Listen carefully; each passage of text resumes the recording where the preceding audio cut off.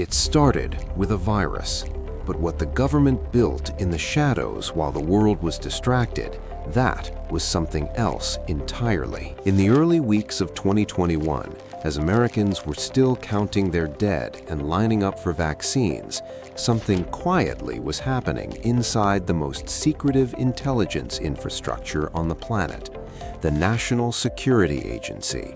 The same agency that Edward Snowden had once exposed to the world was expanding, not shrinking, not pausing, expanding.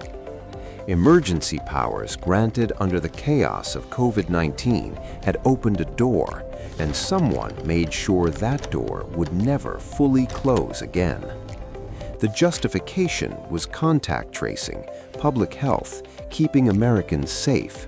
But buried inside the legal frameworks being rushed through without public debate, without congressional hearings, without a single vote, were provisions that had nothing to do with a virus. They had everything to do with data, your data, collected silently, stored indefinitely, shared across agencies that had no business knowing where you were, who you called, or what you searched at 2 a.m. when you couldn't sleep. Millions of Americans monitored, and almost no one knew. The truth was far darker than expected, because this was never just about COVID. The pandemic was the moment they had been waiting for, the perfect crisis to normalize what would have been unthinkable just 12 months earlier.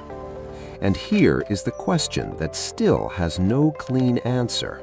When the emergency ended, did the surveillance? Some doors, once opened, are never meant to be closed again.